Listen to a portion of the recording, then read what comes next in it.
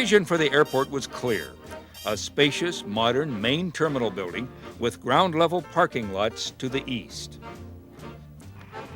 As construction proceeded during the mid-40s, there was seemingly boundless enthusiasm about the new airport. It was perceived by many as a vital element in building post-war prosperity and opportunity in the region. Local optimism about the new facility was shared by the country's major airlines. More and more airlines began preparing to operate out of Bow Lake. As the port and the airlines pressed ahead, everything was pointing to the second half of 1947 as the time when air operations would officially begin. And indeed, that was the case.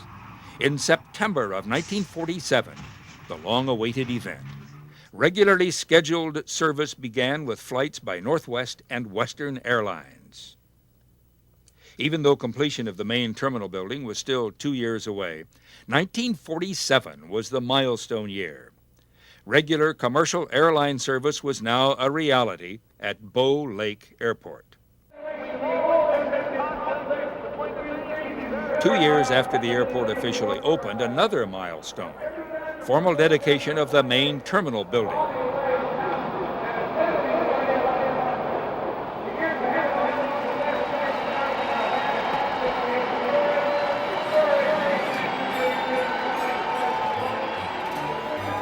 July 9th, 1949 was a beautiful summer day in Seattle, perfect for just this sort of event. More than 30,000 people came to the dazzling new airport, which by this time had come to be known as Seattle-Tacoma International, SeaTac.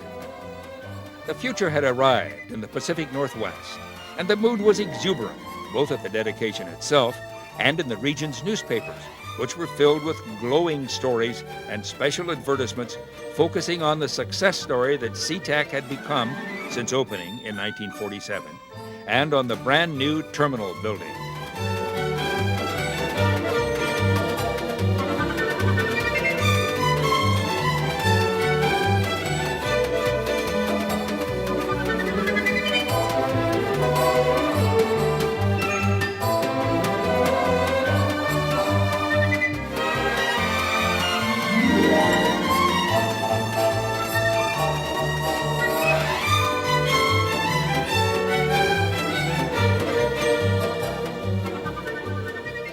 Dedication Day in 1949 was a huge success, and it set the tone for what was to come. The new SeaTac Airport had captured the attention of the nation.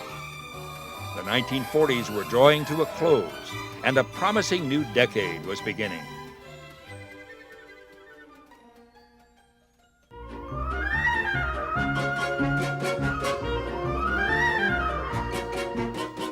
As the 1950s began, it was clear that in the new post-war prosperity, air travel would be increasingly important throughout the United States. For the Pacific Northwest, the brand new SeaTac Airport instantly became a vital link to the rest of the world. By 1951, SeaTac was humming. In the 4 years since the airport had officially opened, more and more airlines had started operations here, and business was way up. SeaTac was attracting lots of attention. Here are excerpts from a 1952 TV news magazine show. Hello, everybody, from Seattle-Tacoma International Airport. This week, our NBFC camera and microphone are set up at the site of one of the outstanding airports in the entire world. This reporter will testify to the truth of that statement. The Seattle-Tacoma is a real layout.